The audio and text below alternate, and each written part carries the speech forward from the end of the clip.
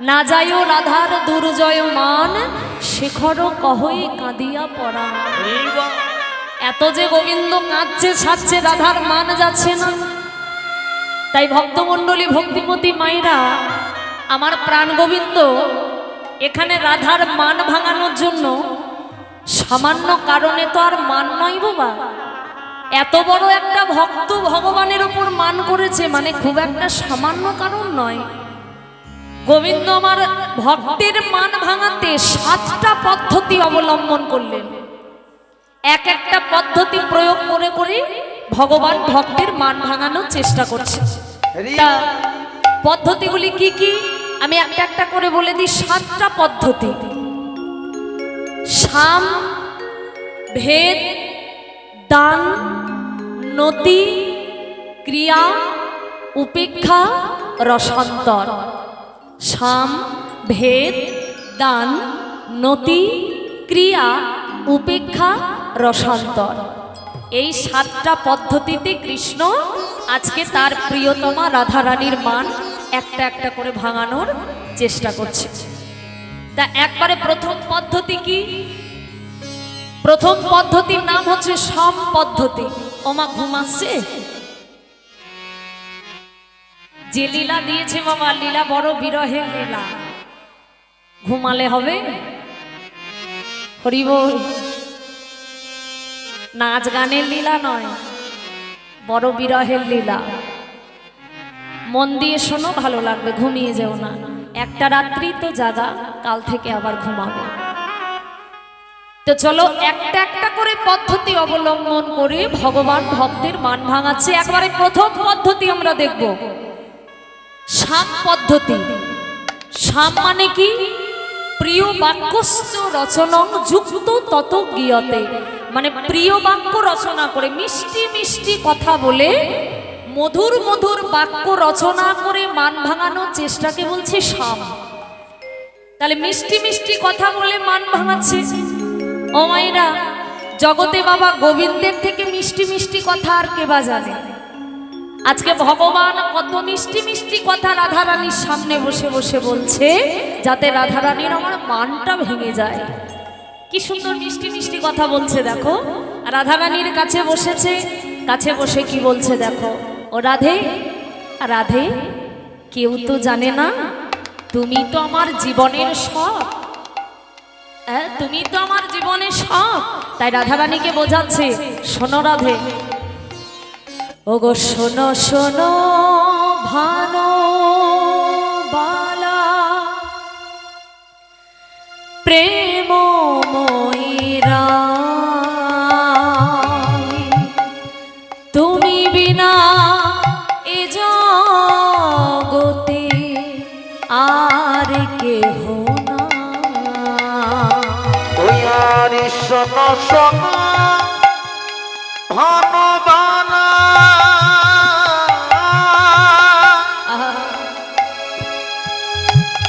প্রেমময়ীরা,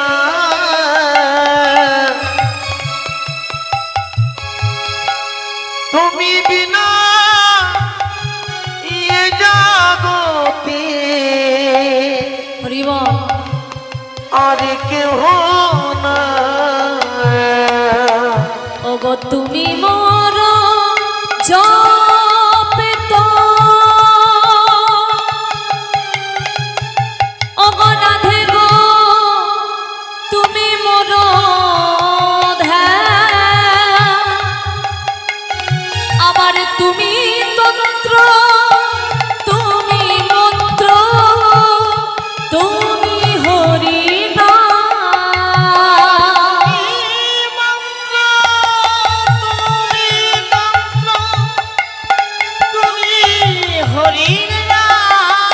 কত মিষ্টি কথা। ওগো রাধে গো তুমি বিনাই আমার আর কে আছে? হরি বল, হরি বল। আর কে রাধে তুমি বিনয় আমার আর কে আছে? ওগো রাধে তুমি আমার জীবন মরণ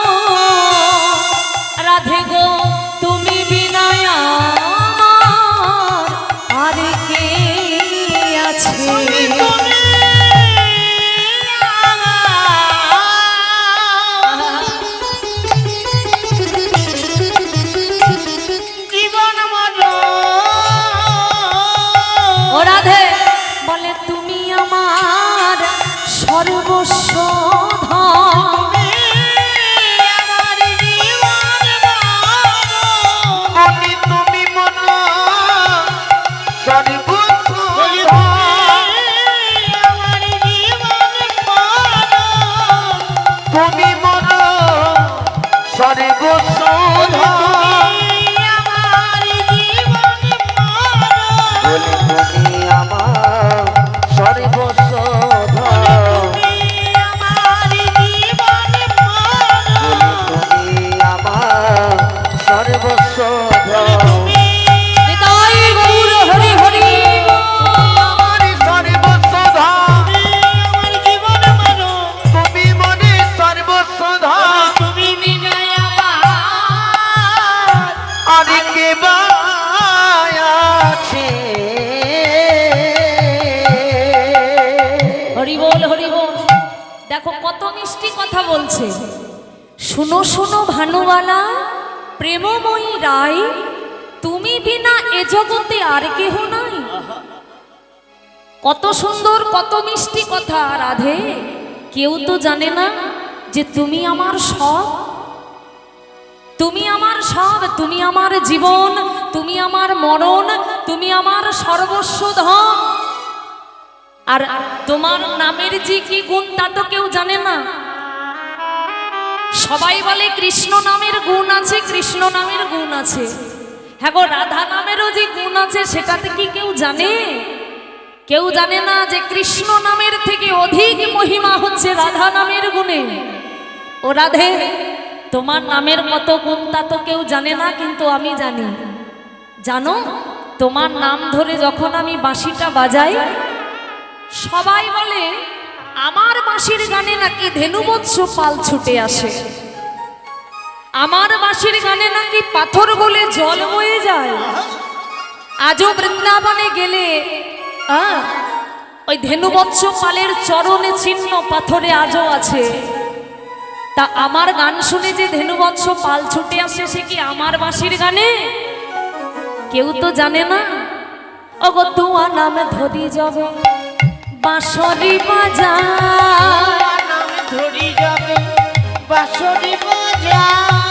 তুয়া নামে ধরি যাবে বাঁশরি বাজা,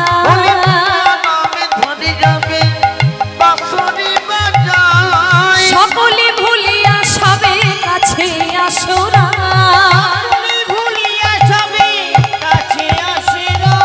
বলে সে তো কি বলে তোমার নামের গুণে, বলে কি বলে তোমার নামের গুণে, তোমার নামের তোমার নামে বাঁশি বাজাই, বলে কি বলে তোমার নামের গুণে, বলে না জানি নামে কি গুণ আছে।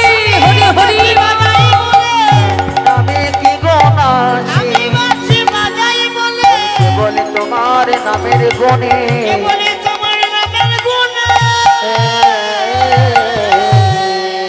সে তো কেবল তোমার নামের গুণে, না জানি তোমার নামে কি গুণ আছে।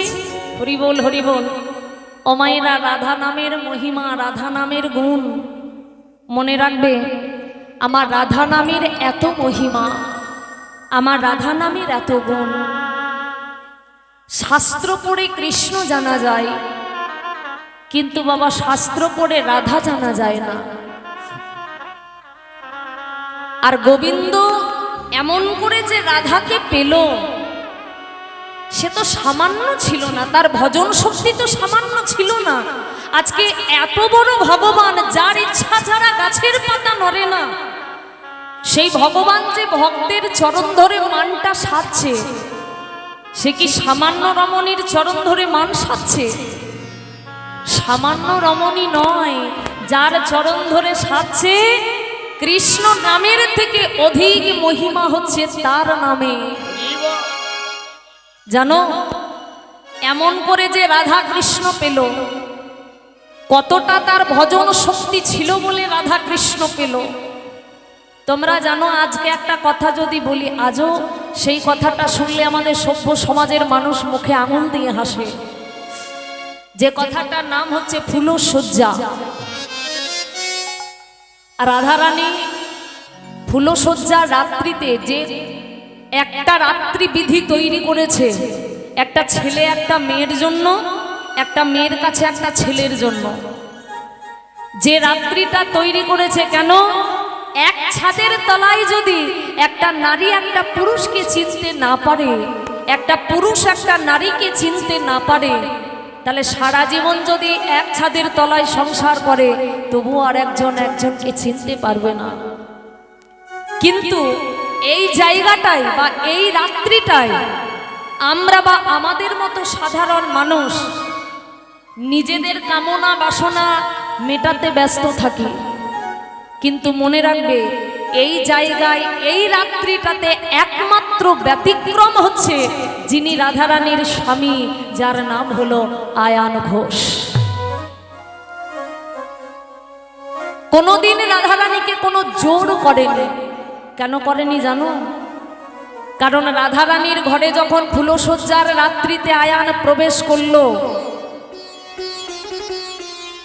ওই প্রবেশ করার পরেই কিন্তু আয়ান বুঝতে পেরেছিল যে রাধারানীর মাথার চুল থেকে পায়ের নখ অবধি শুধু একটাই নামটা হলো কৃষ্ণ।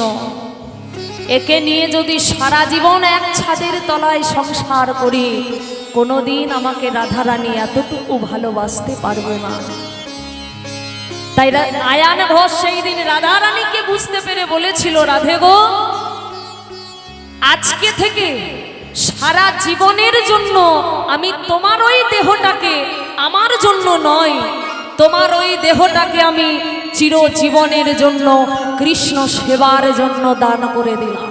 দান করে দেব, তুমি যত খুশি কৃষ্ণ ভজনা করো, আমি আর তোমাকে বাধা দেব না। আর আমি থাকবো আমার মায়ের কাছে, মানে মা কালীর কাছে। ওই যে ফুলশয্যা রাত্রি থেকে আয়ান ঘর থেকে বেরিয়ে এসেছিল বাবা, আর কিন্তু কোনোদিন রাধারানীর কাছে যায়নি। আর গোবিন্দকে পাওয়ার সম্পূর্ণ যদি কারো অনুমতি থাকে, সেটা হচ্ছে আয়ান ঘোষের। আর আমাদের রাধারানী এমন করে কৃষ্ণ ভজনা করলো যে গোবিন্দকে পরিপূর্ণ রূপে আস্বাদন করলো, যেটা আর কেউ ভগবানকে এমন করে আস্বাদন করতে পারেনি। তাহলে এখানে বুঝতে হবে যে সামান্য নারী নয়, ও মায়েরা, তোমার আমার মতো সাধারণ রমণী নয়। রাধা কি? শাস্ত্রে বলল, ঊর্ধ্ব হতে নিম্নগামী যার নাম ধারা, নিম্ন হতে ঊর্ধ্বগামী তার নাম রাধা। রাধা নামের এত শক্তি, আমি এখানে দাঁড়িয়ে বলে গেলাম। আমার রাধা নামের এত মহিমা, মরুভূমির মাটিতে দাঁড়িয়ে যদি কেউ রাধা নাম বলতে পারে, তৃষ্ণার্ত হৃদয়ে যদি কেউ বদনে রাধা নাম বলতে পারে, তবে বাবা মা রাধা নামের মহিমায় সেই তৃষ্ণার্ত ব্যক্তির হৃদয় থেকে সকল তৃষ্ণা এক নিমেষের মধ্যে দূরীভূত হয়ে যায়। নিতাই গৌর হরি বল, হরি বল। তাহলে সামান্য রমণী নয়। আজকে গোবিন্দ রাধাকে বলছে, রাধে, তুমি মোর জপ তপ, তুমি মোর ধ্যান, তুমি তন্ত্র, তুমি মন্ত্র, তুমি হরি না। তুয়া নাম ধরি যবে বাঁশরি বাজাই, সকলে ভুলিয়া সবে কাছে আসে রায়। সবাই জানে সেটা আমার নামের গুণে, কিন্তু না, বাঁশিটা বাজাই তো আমি তোমার নাম ধরে, তাহলে সেটা আমার নামে নয়, সেটা তোমার নামের গুণে। ও রাধে, আর তুমি রাগ করে থেকো না, আমার সঙ্গে দুটো কথা বলো। তুমি ছাড়া তো আমি থাকতেই পারি না, তুমি তো আমার জীবনের সব, আমার সঙ্গে দুটো কথা বলো। ও রাধে, আর মান করে থেকো না। এত যে বলছে কথা, রাধারানী বললেই তো বসনে মুখটা ঢেকে পিছন দিকে ঘুরে আছে, আর রাধারানী কত মিষ্টি মিষ্টি কথা বলে মান ভাঙানোর চেষ্টা করছে। যেই না এত কথা বলল, তখন রাধারানী কি করলো জানো?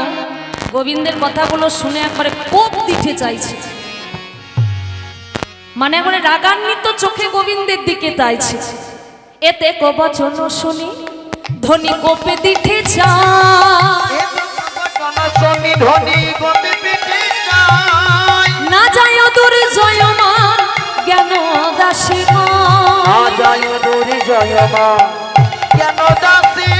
বলে তবু মানে নির্মাণে গেল, তবু মানে নির্মাণে ভাঙে না, তবু মানে নির্মাণে গেল না, তবু মানে নির্মাণে গেল না। এত করে বলেছে তবু মানে গেল না। এত করে বলছি তবু তবু মালিনীর মান গেল না। এত মিষ্টি মিষ্টি কথা বলছে আমাদের ভগবান করুণাময়, তবুও মানিনীর মান গেল না। গোবিন্দ বলছে বাবা এত মান আসনে বসেছো যে মিষ্টি মিষ্টি কথাই তোমার মান গেল না। বেশ, তাহলে এবার দ্বিতীয় পদ্ধতি অবলম্বন করা যাক। দ্বিতীয় পদ্ধতি হচ্ছে দান। দান মানে দেখবে ও মায়েরা, যদি দুজনের মধ্যে ঝগড়া হয় বা কোনো কারণবশত মান হয়, মানের মানুষটা যদি কোনো দামি জিনিস নিয়ে আসে, সেই দামি জিনিসটা এনে যদি হাতে দেয়, তাহলে কিন্তু অনেক সময় মানটা ভেঙে যায়, তাই না? ধরো স্ত্রীর মান হয়েছে, স্বামী একটা 1 ভরি ওজনের সোনার হার গড়িয়েছে, এনে হারটা চোখের সামনে দোলাচ্ছে আর বলছে দেখো যার জন্য হারটা নিয়ে এলাম সে তো আমার সঙ্গে কথা বলে না, তাহলে যাই হারটা আবার ফেরত দিয়ে চলে আসি। ফেরত যখনই দিতে যাচ্ছে আর মান থাকবে যা সোনার দাম, ও গো যেও না গো, যেও না গো, যেও না। কথা বলে না, কথা বলেছো মানে ভালো ভালো জিনিস দেখলে, দামি দামি জিনিস দেখলে অনেক সময় মান ভেঙে যায়। তা আমার গোবিন্দ আজকে রাধারানীর চরণের তলে বসে বসে রাধারানীকে প্রাণের থেকেও প্রিয় জিনিসগুলো আজকে রাধাকে দান করে দিচ্ছে। দেখো কি দিচ্ছে, ভগবানের হাতে যে মোহন মুরলী, সেটা হচ্ছে রাধারানীর প্রাণ অপেক্ষা প্রিয়। রাধারানীকে তো আর সামান্য সোনা দানা দিয়ে মন ভোলানো যাবে না, কেননা সে তো রাজার মেয়ে। টন টন সোনা দেখতে দেখতে রাধা বড় হয়েছে, তাহলে সামান্য সোনা দানা দিয়ে তার মন ভোলানো যাবে না। এমন কিছু দিতে হবে যেটা তার প্রাণের অপেক্ষা প্রিয় বস্তু, সেটা হচ্ছে গোবিন্দের মোহন মুরলী। সেই মুরলীটা আজকে গোবিন্দ হাতে করে রাধার চরণে দিয়ে বলছে রাধে, ও গো লেহ লেহ লেহ রাধে সাধের মুরলী। ওই আর লেহ লেহ লেহ রাধি রাধি সাধের মুরলী। লেহ লেহ লেহ রাধে সাধের মুরলী। লেহ লেহ লেহ রাধি সাধের মুরলী। পরশিতে চাহ রাধে চরণের ধুলি। পরশিতে চাহ রাধি চরণের ধুলি। যখন মোহন মুরলীটা হাতের গোবিন্দ রাধা চরণে নামিয়ে দিল, তবু রাধা যখন চাইল না, রাধা রানী আমার মান ভাঙানোর জন্য গোবিন্দ আরেকটা দামি জিনিস দিল। ভগবানের মাথায় ছিল বাবা রাধার নাম লেখা চূড়া, সেই চূড়াটা ভগবান মস্তক থেকে খুলে রাধার চরণে নামিয়ে দিয়ে বলে ও গো রাধে গো, ও গো রাধে গো। যেই চূড়ার উপর তোমার নাম লেখা আছে, লেখা আছে সেই সাধের চূড়ায় আমি তোমার চরণে নিবেদন করিলাম। নিবেদন করিলাম।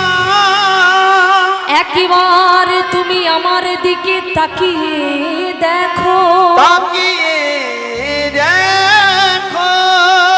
ও গো রাধে গো আমি তোমার চরণের কেনা কেনা দা। তোমার চরণে তাই গৌর হরি হরি কে না দা। গোবিন্দ বলল রাধে একবার তাকিয়ে দেখো, আমার দিকে একবার তাকিয়ে দেখো, আমার সঙ্গে তুমি দুটো কথা বলো, আমি যে আর থাকতে পারছি না। রাধে বেশ হয়েছে, এত মান ভালো নয়, আমি তোমার চরণ তলে বসে বসে এত চেষ্টা করছি, তুমি আমার সঙ্গে একটা কথাও বলছো না কেন? রাধে কি এমন অপরাধ করেছি আমি তোমার চরণে যে আমাকে তুমি এত শাস্তি দিচ্ছ? তুমি যদি আমায় ক্ষমা না করো, আমি বৃন্দাবনে রাধা অপরাধী হয়ে যাব। ওগো আর রাধা অপরাধীর যে বৃন্দাবনে জায়গা নয়, আমি যেদিকেই যাব সবাই আমার দিকে আঙুল তুলে বলবে, ওই দেখ রাধাই অপরাধী চলে যায়। আমি তোমার চরণে অপরাধী হতে চাই না। ওগো রাধা অপরাধীদের কোনো ক্ষমা হয় না, আমাকে তুমি ক্ষমা করো। এত জিনিস দিল, এত কথা বলল, কিন্তু তথাপি রাধা গোবিন্দের দিকেও তাকালো না, গোবিন্দের দিকেও তাকালো না। সামনীতি গেল, ডাননীতি গেল। এইবার ভেদ, ভেদ মানে হচ্ছে ভেদাভেদ। গোবিন্দ মনে মনে ভাবছে এবার রাধাকে বুঝিয়ে দিতে হবে যে যে তোমার চরণ তলে পড়ে কাঁদছে সে সামান্য কেউ নয়। তোমার চরণের তলে পড়ে কাঁদছি বলে তুমি আমাকে সামান্য মনে করো না। এই বৃন্দাবনে সবাই জানে আমি ভগবান। ভেদাভেদ বিচার করছে, মানে তুমি কোথায়, মানে তোমার জায়গা কোথায় আর আমার জায়গা কোথায়। তুমি হচ্ছে সামান্য ভক্ত আর আমি হচ্ছি ভগবান। সবাই আমার চরণ পাওয়ার জন্য পাগল, আর তুমি কিনা আমার প্রতি মান করছো। এই ভেদাভেদটা যদি বুঝিয়ে দেওয়া যায় তাহলে রাধার মন ভাঙলেও ভাঙতে পারে। তাই আজকে রাধা রানীর চরণ তলে বসে গোবিন্দ ভেদাভেদ বিচার করছে, বোঝাচ্ছে যে কোথায় ভক্ত আর কোথায় ভগবান। ও রাধে, তুমি যে আমার উপরে মান করছো, তুমি কোথায় আর আমি কোথায়? তুমি জানো না আমি কি কি করেছি? তুমি কি ভুলে গিয়েছো 4 যুগে আমি যা যা করেছি তার কথা? মনে করে দেখো আমি কি করেছি। ওগো পরশুরাম অবতারে ক্ষত্রিয় নিধন করি, পরশুরাম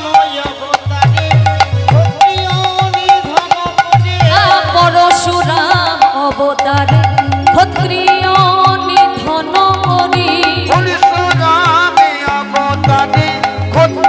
নিধন করি, রাবণ বধ করবার লাগি রামচন্দ্র নাম ধরি।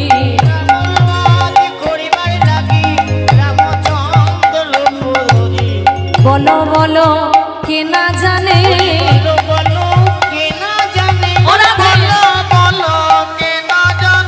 আমি রাবণ বধ করেছিলাম। বলো বলো কে না জানে,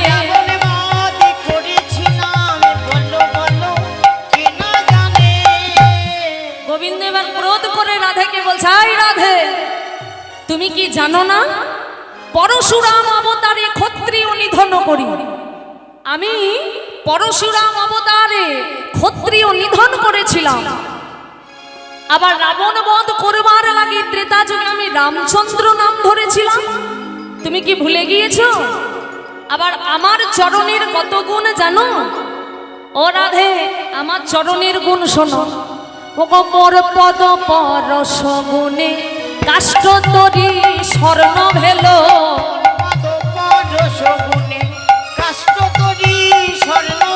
আবার মোর পদ পরশ গুণে অহল্যা সতী উদ্ধারিল।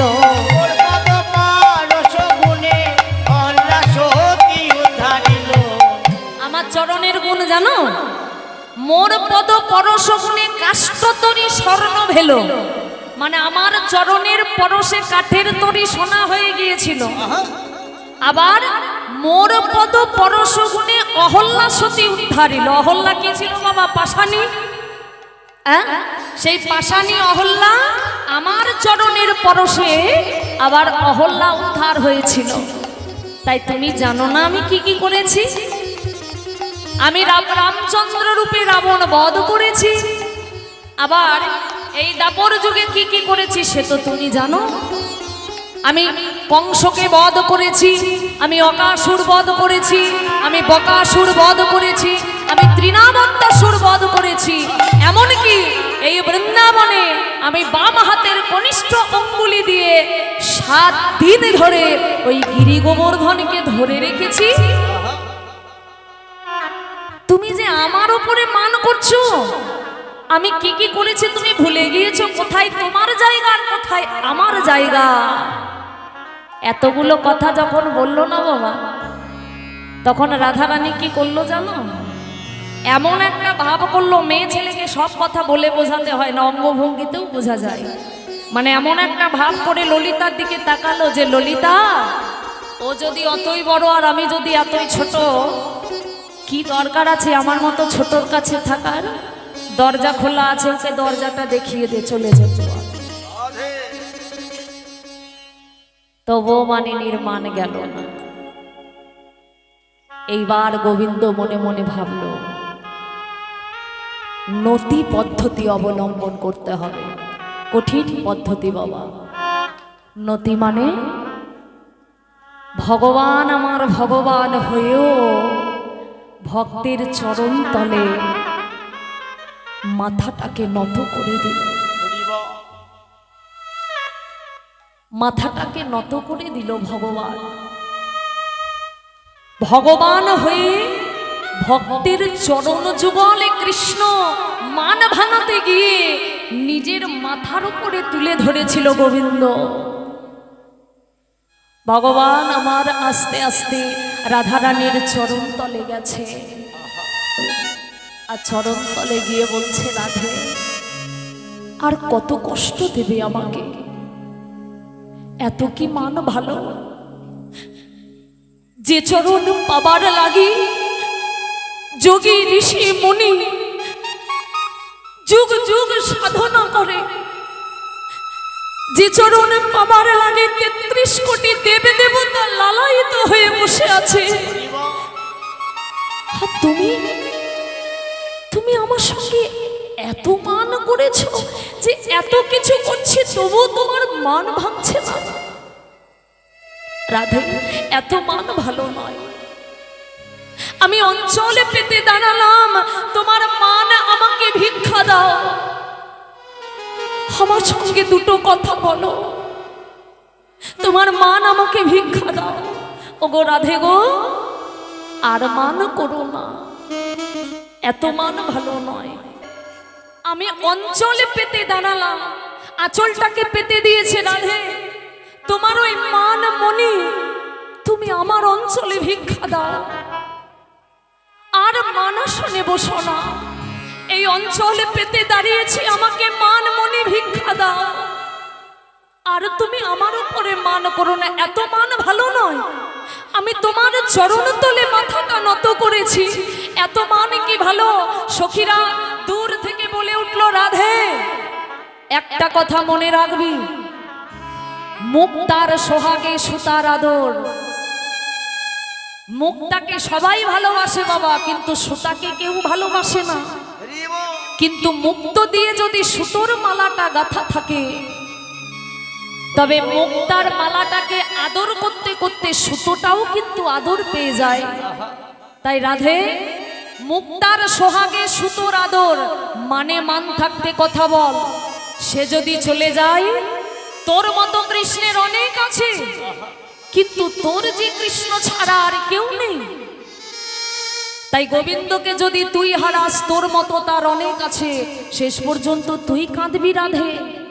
আর মান করিস না, মানে মান থেকে কথা বল, এত মান ভালো নয়। সখীরা কত বোঝালো, কিন্তু কথা বুঝলো না।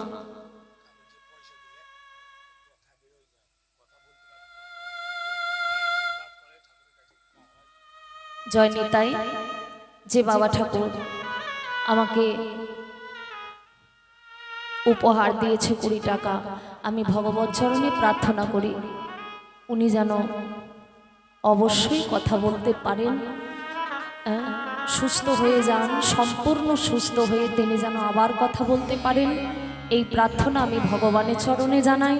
আপনারাও সকলে ভগবত চরণে প্রার্থনা করবেন উনি যেন আবার আগের মতো সুস্থ হয়ে যান, যেন আবার আগের মতো কথা বলতে পারেন, এবং যেন তার কৃষ্ণ চরণে মতি ভক্তি হয়। নিতাই গৌর প্রেমানন্দ।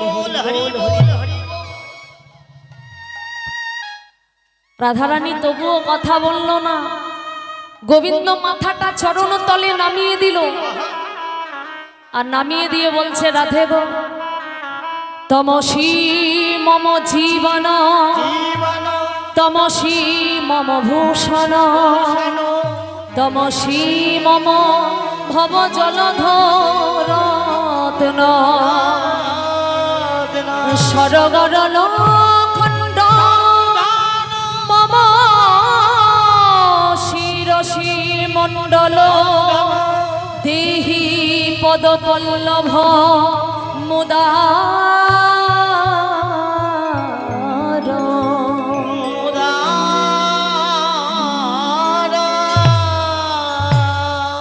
শেষের লাইনটা স্মরগরল খণ্ড নামে মম শিরসি মণ্ডল, তারপরের যে পদাবলী শেষটা কিন্তু জয়দেব লিখতে পারেনি। কেন পারেনি? জয়দেব চিন্তা করেছিল শেষের লাইনটার কথাটার মানে হচ্ছে, রাধে তোমার চরণ দুটো আমার মাথায় দিয়ে তুমি আমার মস্তকের শোভা বৃদ্ধি করো। কত বড় কথা! জয়দেব চিন্তা করেছিল এত বড় কথা যদি আমি লিখে দিই তবে একদিন জগতের মানুষ আমার দিকে আঙুল তুলে বলবে, জয়দেব নিজে ভগবান হয়েছ, আহা নিজে ভক্ত হয়েছ, আর ভক্ত হয়ে ভক্তের চরণ ভগবানের মাথার উপরে তুলে দিয়েছ, সবাই আমার দিকে আঙুল তুলবে। এত বড় কথা আমি লিখতে পারবো না। অসমাপ্ত রেখে দিল বাবা। স্মরগরল খণ্ডন মম শিরসি মণ্ডল, অসমাপ্ত রেখে দিল। রেখে দিয়ে গীত গোবিন্দম গ্রন্থটা বন্ধ করে দিয়ে পদ্মাকে বলে দিল, পদ্মা তেলের ঘটি আর গামছাটা আমার হাতে দাও তো।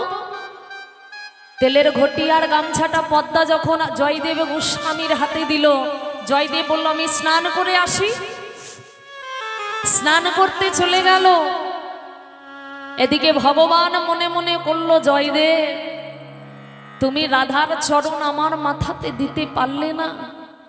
বেশ, ভক্ত হয়ে যখন ভগবত মাথার উপরে ভক্ত চরণ তুলতে পারলে না, সেটা আমি নিজেই ভগবান হয়ে তুলে দেখাবো। জয়দেব যেই গেল বেরিয়ে, ভগবান তখন জয়দেব গোস্বামীর রূপ ধারণ করে ওই পদ্মার দরজায় কড়া নাড়ছে। পদ্মা, ও পদ্মা, দরজা খোলো। পদ্মা মনে মনে ভাবছে এই তো স্বামী গেল, আবার এখনই ফিরে এলো। তাড়াতাড়ি করে গিয়ে যেই দরজাটা খুলে দিয়েছে, এ কি স্বামী, তুমি এখনই গেলে আবার ফিরে এলে যে?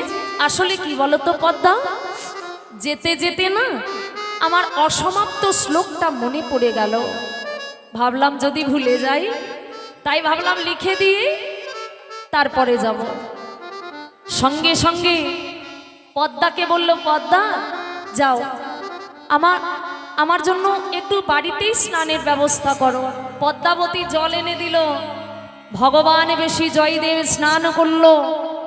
আর স্নান করে গেল মায়েরা সেই জয়দেবের গ্রন্থ মন্দিরে। আর গ্রন্থ মন্দিরে গিয়ে দেখলো লেখা রয়েছে, রাখা রয়েছে তার গীত গোবিন্দম গ্রন্থখানি। ভগবান আমার গিয়ে একটা একটা করে পাতা উল্টাতে শুরু করলো। এই তো জয়দেব লিখেছে, বদসি যদি কিঞ্চিদপি দন্তরুচি কৌমদে হরতি দরতি মিরমতি ঘোর। পাতা উল্টাচ্ছে আর দেখছে এই তো লিখেছে, চারুশীলে মুঞ্চময়ী মান মণিদান তমসি মম জীবন তমসি মম ভূষণ তমসি মম ভব জলধরত্ন স্মরগরল খণ্ডন মম শিরসি মণ্ডল। তারপরেরটা আর লিখতে পারেনি। ভগবান নিজের হাতে লেখনী তুলে ধরলেন, আর তুলে ধরে অসমাপ্ত শ্লোক একবারে লেখনী ধরে ভগবান আমার নিজেই ভক্তের চরণ নিজেই নিজের মস্তকের উপরে তুলে ধরে লিখে দিলেন, দেহি পদপল্লভ মুদার। রাধে তোমার চরণ আমার মাথায় দিয়ে তোমার চরণের শোভা নয়, তুমি আমার মস্তকের শোভা বৃদ্ধি করো। এই কথাটা বলে অসমাপ্ত শ্লোক সমাপ্ত করে জয়দেব গোস্বামী ভগবান বেশি জয়দেবকে সেবা করালো পদ্মাবতী। সেবাটা কেমন সেবা? পতিরূপে পেল আজকে জগৎপতি বাবা। সেবাটা কি করে করাতো দেখো, প্রত্যেকটা দিন পদ্মাবতী একটা থালাতে অন্ন দিত স্বামীকে। স্বামী যতটা পেত বাকিটা ঢাকা দিয়ে রেখে স্বামীকে শয়ন মন্দিরে দিয়ে এসে তারপরে বাকিটা ওই পদ্মাবতী সেবা করত। আজ আমার গোবিন্দকে সেবাই বসালো, সেবা করলো। আর সেবা করে যখন শয়ন মন্দিরে পদ্মাবতী নিয়ে গেল ভগবান বেশি জয়দেবকে, জয়দেব শয়নে গেল। পদ্মাবতী দেখল আমার সেবাটা করে আসি। ভগবান বেশি জয়দেবের চরণ সেবা করল, হরিবল। আর চরণ সেবা করে যখন নিজে প্রসাদটা পেতে আসছে, প্রসাদের ঢাকনা খুলে এক গ্রাস মুখে দিতে যাবে, আর আসল পদ্মা দরজায় কড়া নেড়েছে। পদ্মা, ও পদ্মা, দরজা খোলো। চমকে উঠেছে পদ্মা। এ কি? হে তো আমার স্বামীর গলা, কিন্তু আমার স্বামী তো ঘরের ভিতরে শয়ন মন্দিরে আছে। পদ্মার সেবা করার হলো না বাবা। ওই এক গ্রাস অন্নটা রেখে দিয়ে ছুটে গিয়ে যেই না দরজা খুলে দিয়েছে, দেখছি আর এক জয়দেব গোস্বামী দরজার মধ্যে দাঁড়িয়ে আছে। পদ্মা বলে উঠল, না না, তুমি আমার স্বামী হতে পারো না। আমার স্বামী তো শয়ন মন্দিরে।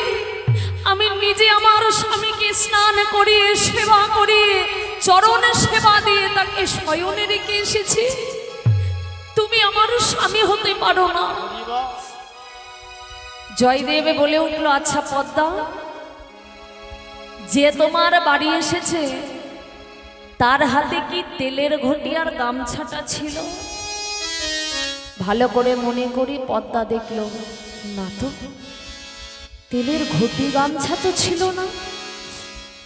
জয়দেব বলে উঠল, দেখো পদ্মা, এই তো তেলের ঘটি, এই তো গামছা, তুমি তোমায় এই দুটো হাতে দিয়েছিলে যাওয়ার সময়। পদ্মা বলল, তাহলে স্বামী শয়ন মন্দিরে যে রয়েছে সে কে? আমার ঘরেও স্বামী, বাইরেও স্বামী, কে আমার স্বামী? জয়দেবে যেই না দেখলো অন্ন খাচ্ছিল, পদ্মা নিজের স্বামীকে চিনতে পারো না? তুমি আমার সেবা না দিয়ে অন্য সেবা করছিলে। স্বামী, স্বামী সে যে আমার স্বামীর মতো। জয়দেব বলল, তাড়াতাড়ি বলো, সে আমার বাড়ি এসে কোথায় গিয়েছিল? আগে আগে স্বামী, আপনার আপনার গ্রন্থ মন্দিরে। কি? আমার গ্রন্থ মন্দিরে? সঙ্গে সঙ্গে জয়দেব ছুটে গেল তার গ্রন্থ মন্দিরে।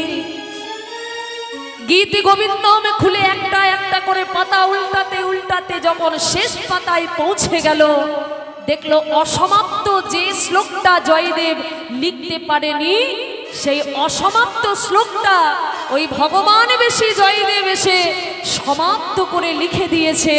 দেহি পদ পল্লব মুদারম নিতাই গৌর হরি হরি। পদ পল্লব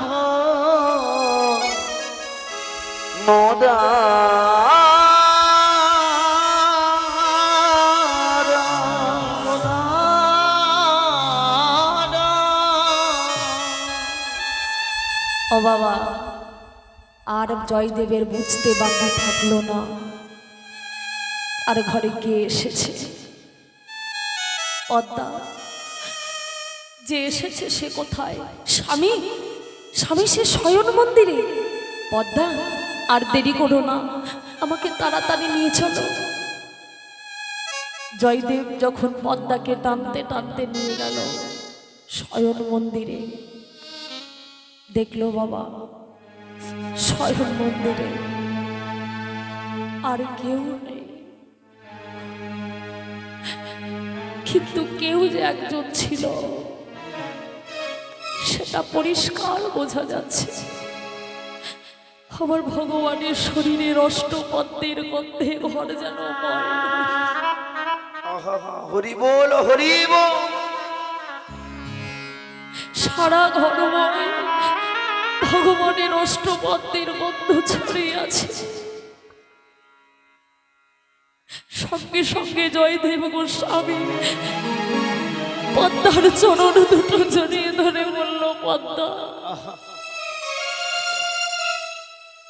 সারা জীবনে কৃষ্ণ সেবা করে আমার ভাগ্য হলো না ভগবান দর্শন করা। সারা জীবন গোবিন্দ ভজনা করে আমার ভাগ্য হলো না গোবিন্দ দর্শন করা। কিন্তু তুমি কত পুণ্য করেছিলে, পতি রূপে তুমি আজকে জগৎপতি সেবা করেছ। পদ্মা, শুনেছি স্বামীরা নাকি গুরু হয়। ও পদ্মা, আজকে আমি নয় তুমি গোবিন্দ দর্শন করেছ। তোমার কৃপায় স্বয়ং ভগবান আমার অসমাপ্ত শ্লোক সমাপ্ত করে দিয়ে গেছে। তাই জেনে জেনে রাখো, আজ থেকে আর আমি তোমার গুরু নয়। যে ভগবান পাইয়ে দেয়, যে গোবিন্দ দর্শন করায়, সেই তো গুরু হয়। আমার তো ভাগ্য হলো না। আজ আমি তোমার চরণ দুটো জড়িয়ে ধরে বলছি, পদ্মা, সামান্য ভাগ্য তোমার নয়।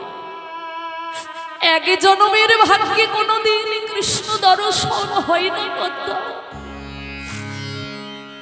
স্বামী মামা স্ত্রীর চরণ দুটো জড়িয়ে ধরে বলছে,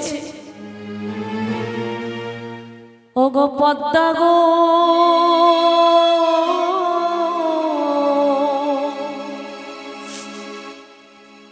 আমি তোমার চরণে জড়াইয়ে ধরে বললাম, ওগো পদ্মা, তুমি কত জনমের ভাগ্য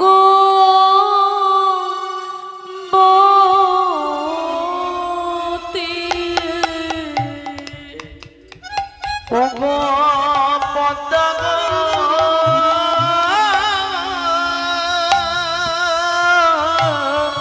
হরি বল হরি বল হরি বল। তুমি কত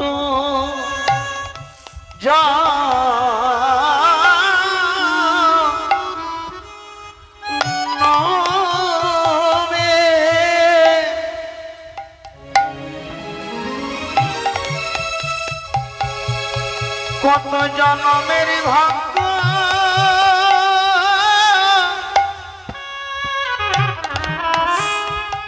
ভাগ্যবতী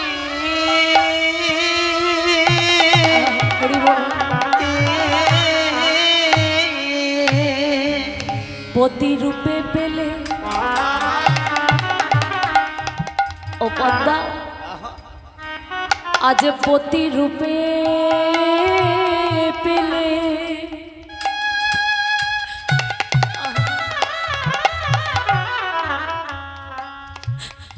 পেলে জগৎ পতি। তুমি কত জনমে,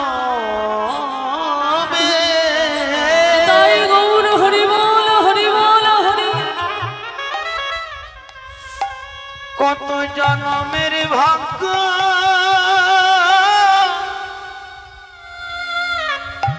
বতী।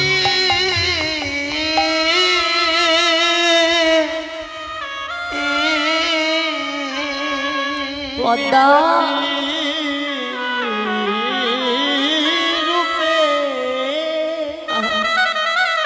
পদ্মা, তুমি কত জনমের ভাগ্যবতী।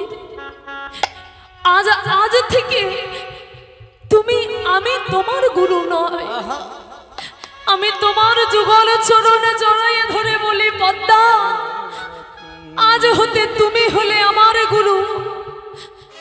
আজ থেকে আমি তোমার চরণ ভজনা করব।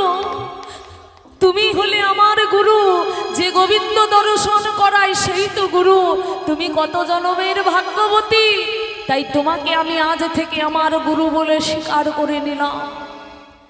সেই দিন তার স্বামী পদ্মার চরণ যুগল জড়াইয়ে ধরেছিল, থাকতে পারেনি বাবা ভগবান।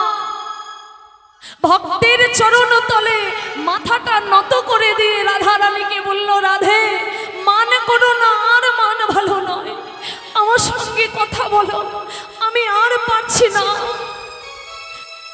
চরণ ধরে মান ভাঙালো, কিন্তু তবু রাধার মান গেল না, তবু রাধার মান গেল না। নারীর এত মান ভালো না, ওরা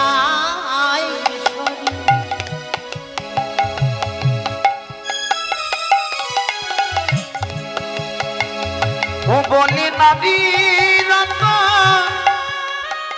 মানে ভালো না, ওরাই কিশোরী।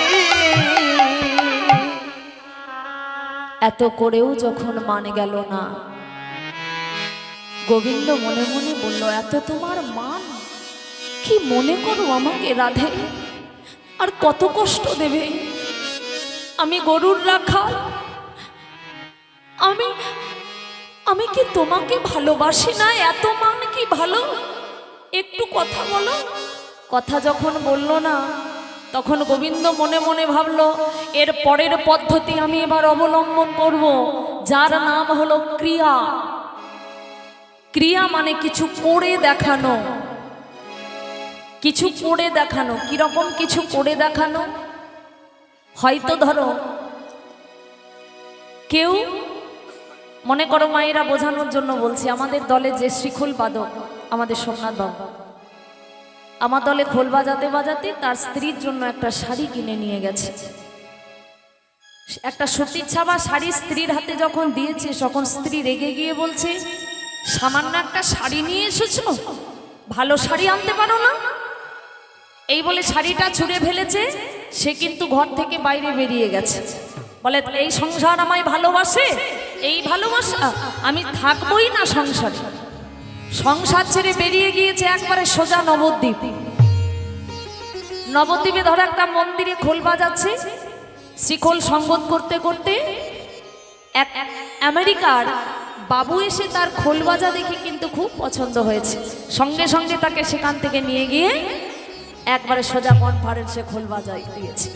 আর সেই কনফারেন্সে খোল বাজাতে বাজাতে ওই সোমনাথ বাবু একটা সোনার শ্রীখোল উপহার পেয়েছে।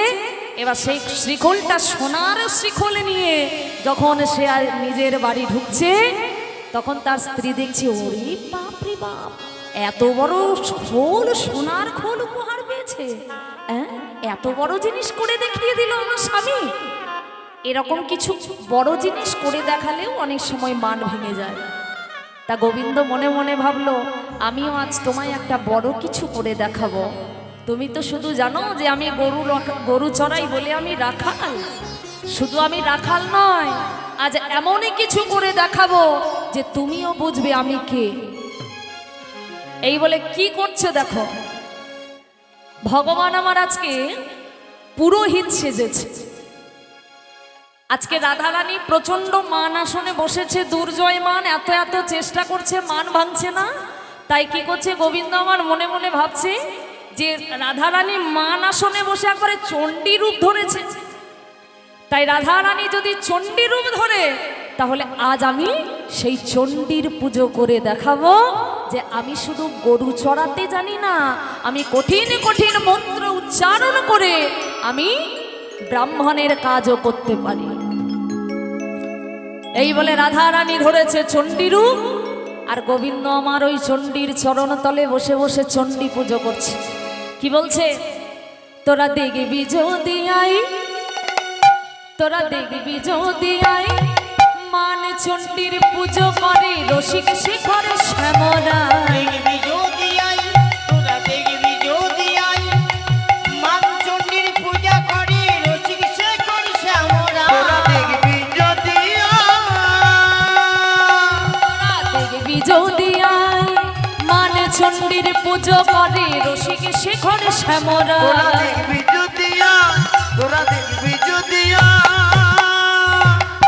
চণ্ডীর পুজো করতে কি লাগে এক একটা দেবতার জন্য এক একটা করে ফুল বিশেষ ফুল আছে তাই না যেমন আমার বাবা ভোলানাথের জন্য আকন্দ ফুল বা ধুতুরা ফুল তেমনি মা কালীর একটা বিশেষ ফুল আছে জবা ফুল আর বেল পাতা বিল্লপত্র তাহলে আজকে যদি আমার রসিক শেখর কৃষ্ণ পুরোহিত হয় আর সে যদি চণ্ডী পুজো করে তাহলে জবা ফুলই বা কোনটা আর বিল্লপত্রই বা কোনটা জবা ফুল কোনটা করতল গোবিন্দের করতলদয় হচ্ছে রক্তবর্ণ হ্যাঁ সামান্য যারা মহাপুরুষ হয় তাদের ওই 32টা লক্ষণের মধ্যে দুটো লক্ষণ হচ্ছে গোবিন্দের করতলদয় হচ্ছে লাল রক্তবর্ণ সেই দুটো হচ্ছে জবা ফুল আর এই দেখো চোখটা আর নাকটা দুটো চোখ আর একটা নাক দেখলে কেমন লাগে বেলপাতার মতো লাগে না বিল্লপত্র এই যে নাকটা নাসিকা আর দুটো চোখ হচ্ছে বিল্লপত্র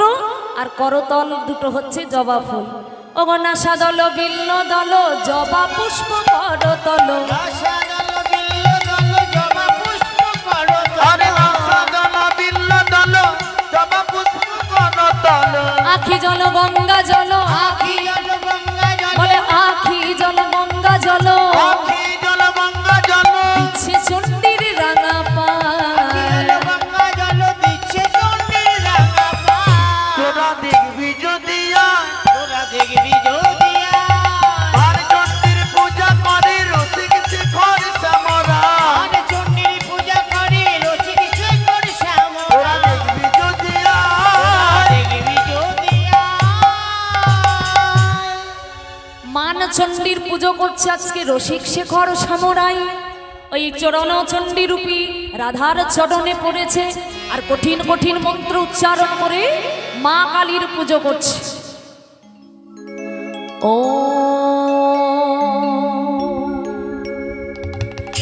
জয়ন্তী মঙ্গলা কালী ভদ্রকালী কপালিনী দুর্গা শিবে সমাধাত্রী সহিংসধা নমস্তুতে ওম সর্বমঙ্গলা মঙ্গলে শিবে সর্বাত্মা স্বাধীনে শরণ্যে ত্রম্বকে গৌরী নারায়ণী নমস্তুতে সৃষ্টি স্থিতি বিনাশানাং শক্তিভূতে সনাতনী গুণাশ্রয়ে গুণময়ী নারায়ণী নমস্তুতে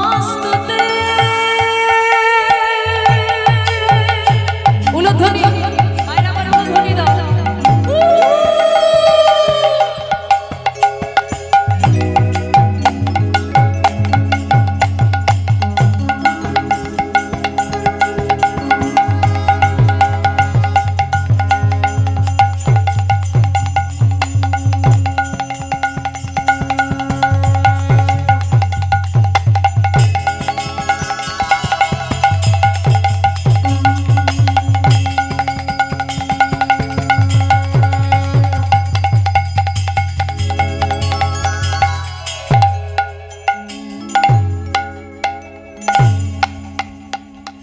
মাতো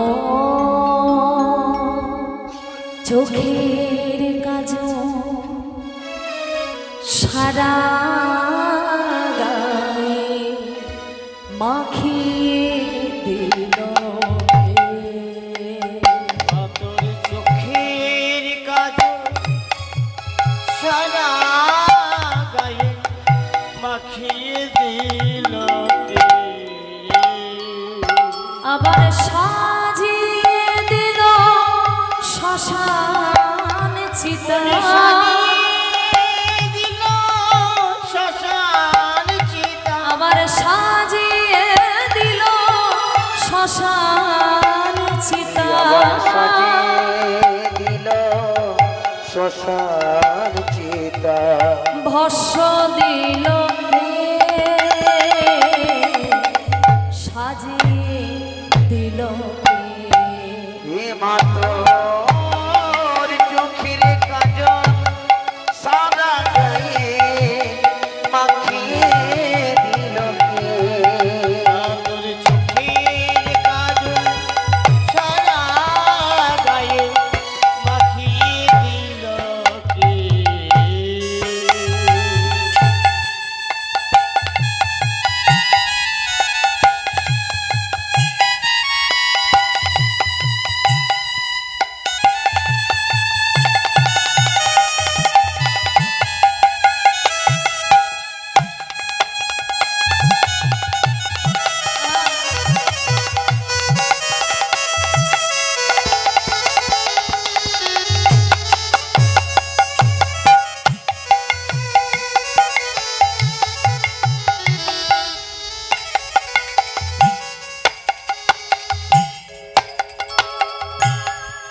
বলে হার মালা বলে কোথায় পেলি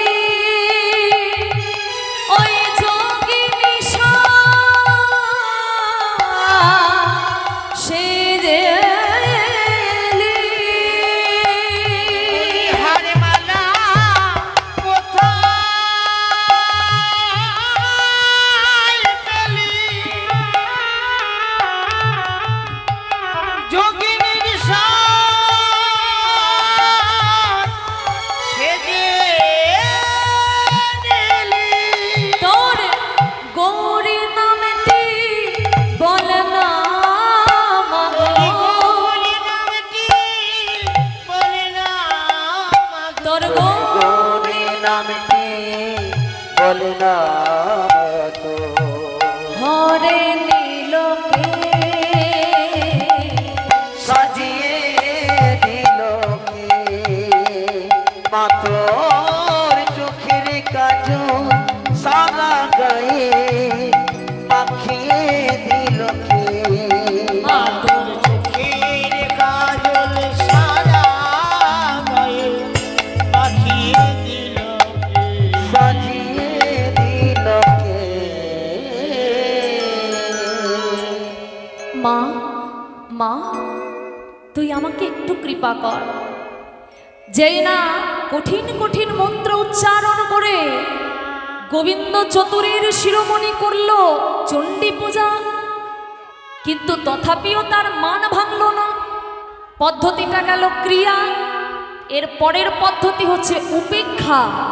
উপেক্ষা মানে এত কিছু করেও যখন মান ভাঙলই না, তখন এবার গোবিন্দ মনে মনে বলল, থাকো তুমি তোমার মান নিয়ে, তুমি তোমার মান আসনেই বসে থাকো, আর আমার ক্ষমতা নেই তোমার মান ভাঙানোর। রাধারানীকে উপেক্ষা করে গোবিন্দ আমার কুঞ্জ ছেড়ে চলে গেল। এবার যেই কৃষ্ণ কুঞ্জ ছেড়ে চলে গেছে, হ্যাঁ গো, কুঞ্জ ছেড়ে মানের মানুষটা যদি চলে যায়, ও মায়েরা আর মান থাকবে?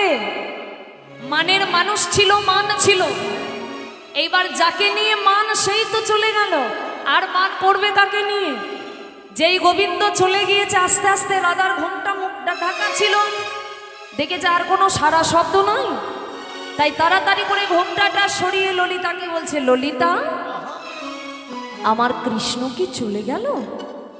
রাধা বলছে, যাবে না, চরণ ধরে বসে থাকবে?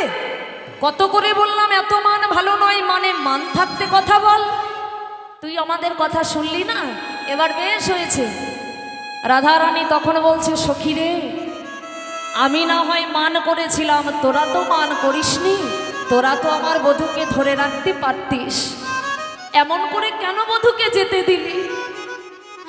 ওরে আমি মান করি কৃষ্ণ হারালাম, যে জনে মান করি কৃষ্ণ হারাই, এমন মান আমি আর কখনো করব না। একবার আমার কৃষ্ণ এনে দে সখী, আমি আর থাকতে পারছি না, এত কষ্ট দিয়েছি আমার বধূকে, আর আমার বধূকে আমি কষ্ট দেব না। আমি মান মঞ্চে থেকে কৃষ্ণ চিনতে পারিনি, সখী একবার এনে দে। ও মায়েরা, এই যে রাধা আবার মুখটা তুলে কথা বলছে, গোবিন্দ আর কোথাও যায়নি। গোবিন্দ বাইরে গিয়ে দরজার আড়ালেই দাঁড়িয়ে সব কথা কিন্তু শুনছে। সব কথা শোনার পরে গোবিন্দ মনে মনে ভাবছে, ও তবে মনে মনে তোমার এই ছিল, এইবার যদি আমি কুঞ্জে যাই তাহলে রাধা নিশ্চয়ই আমার সঙ্গে কথা বলবে। কেননা ঘোমটা সরিয়ে যখন বলছে গোবিন্দ এনে দিলে আর মান করবে না, এইবার যদি আমি প্রবেশ করি তাহলে নিশ্চয়ই কথা বলবে। এইবার একবারে সর্বশেষ পদ্ধতি, যার নাম হলো রসান্তর।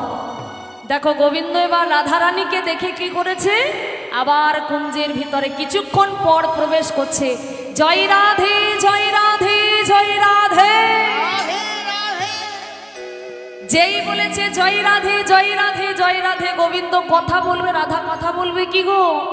গোবিন্দ যেই এসেছে আবার রাধারানীর মুখটা ঘুমটা তুলে আবার গোবিন্দ বলছে, এই কি, আমি যে বাইরে থেকে যে কথাগুলো শুনলাম সব কি মিথ্যা? এতক্ষণ যে বললো আমি এলে আর মান করবে না, আমার সঙ্গে কথা বলবে, এ তো আমাকে দেখে দেখছি যাকে তাই আবার তো মান করে বসেছে। এইবার যে পদ্ধতিটা আমি করব না, তাতে আর তুমি ঘোমটা সরিয়ে না থাকতে পেরে পারবে না।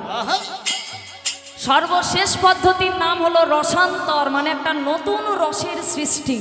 এরকম একবারে বাংলা কথায় বুঝিয়ে দিই, একবারে ব্রহ্মাস্ত্র। কেউ যদি ধরো কারোর ওপরে মান করেছ, মনে মনে ভাবছো মানে কথা বলে না, আজ দেখাচ্ছি মজা। ও মায়েরা, বোর্ডে দেখবে ছিদ্র থাকে, প্লাগ গোজে না, প্লাগ ওই দেখো কারেন্টের ওই ছিদ্রগুলোতে আঙুলটা দেবে, খবরদার আবার আঙুলটা যেন ওর মধ্যে দিও না, তাহলে আবার সর্বনাশ হবে, একটু দূরে রাখবে। যেই দেখবে মানের মানুষটা আসছে, সঙ্গে সঙ্গে একবারে ওই শখ খাওয়ার মতো চিৎকার করে ওরে মরে গেলাম রে, মরে গেলাম রে। যেই না তুমি চিৎকার করে উঠবে, যদি ভালোবাসার মানুষ হয় আর থাকতে পারবে? মৃত্যুর মুখে যদি কেউ চলে যায় সে আর থাকতে পারবে না। আজ আমার গোবিন্দ সেই পদ্ধতিটাই ধরেছে। যেই দেখলো আবার মান আসনে বসলো, মুখ ঘুরিয়ে দাঁড়াও মান দেখাচ্ছি তোমার। ললিতার কাছে গিয়ে বসেছে গোবিন্দ।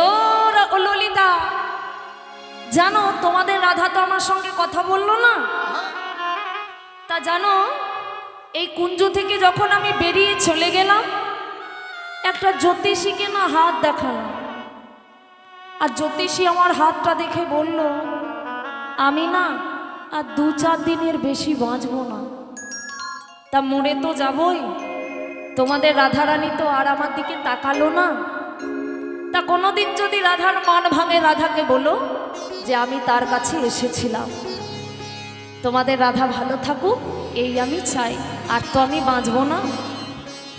যেই বলেছে গোবিন্দ যে 2-4 দিনের বেশি আর বাঁচবে না, ও মায়েরা মুখটা ঘোমটায় ঢাকা ছিল, তাড়াতাড়ি করে রাধারানী ঘুরে বলছে, কি বললে বধূ? কোন জ্যোতিষী বলেছে 2-4 দিনের বেশি বাঁচবে না তুমি? আমিও এই বৃন্দাবনে 64 বিদ্যার অধিকারী, আমিও জানি হস্তরেখা। এই বলে ছুটে গিয়ে, ও গোবিন্দ এদিকে এসো তো। বলি জ্যোতিষ বিদ্যা আমিও খুব একটা কম জানি না, ওই দেখি আমিও আজ দেখবো তোমার আয়ু রেখা কতটা আছে, 2-4 দিনের বেশি বাঁচবে না, কোন জ্যোতিষী বলেছে? এই বলে গোবিন্দের হাতটাকে টেনে ধরেছে। দেখি দেখি, ও গো হাত তক লক্ষ্মণ হামে ভালো জানো,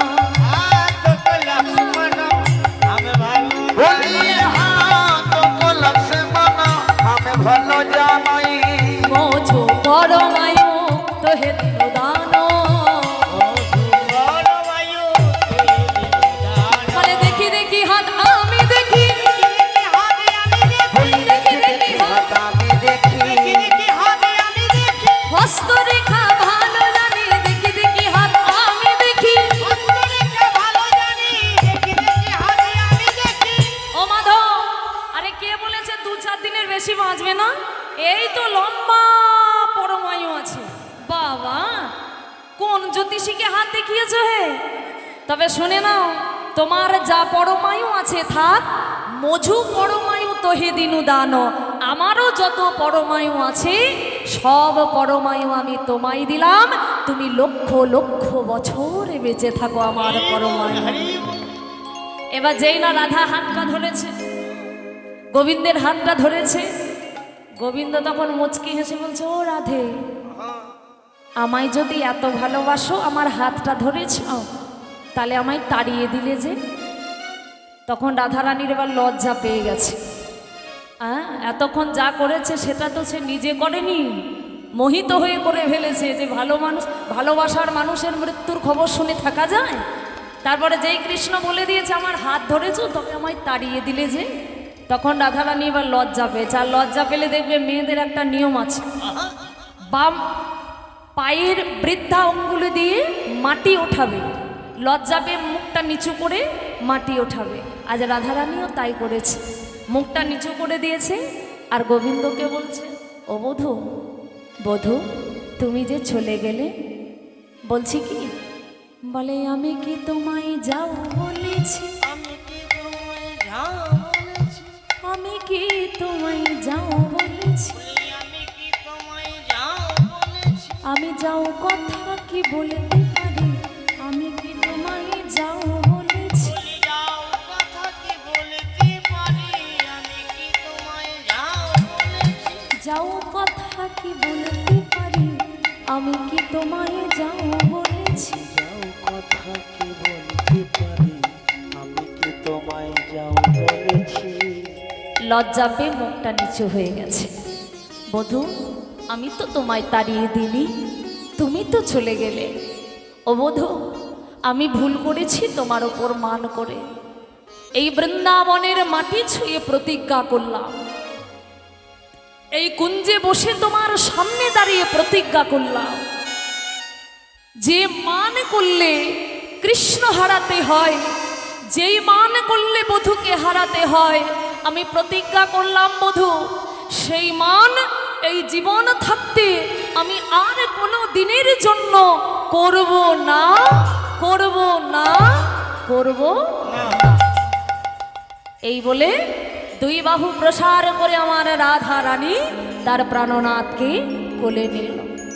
ও গো বাহু পসারিয়া ধনী বধূ নিল কোলে, বাহু পছারিয়া ধনী বধূ নিল কোলে, বাহু পসারিয়া ধনী বধূ নিল কোলে। আরে বাহু পছারিয়া ধনী বধূ নিল কোলে, আরে না করিব মান চণ্ডীদাস বলে, আরে না করিব মান চণ্ডীরাজে ভানে, বলে এমন মানার করব না, এমন মানারি করব না, বলে এমন মানার করব না, যে মানে গোবিন্দ হারা এমন মানার করব না, মানে গোবিন্দ হারা এমন মানারি করব না, ও যে মানে গোবিন্দ হারা এমন মানার করব না। যে মানে গোবিন্দ বলে হারা। ওহে আমার পরাণে বধূ, নিতাই গৌর হরি হরি।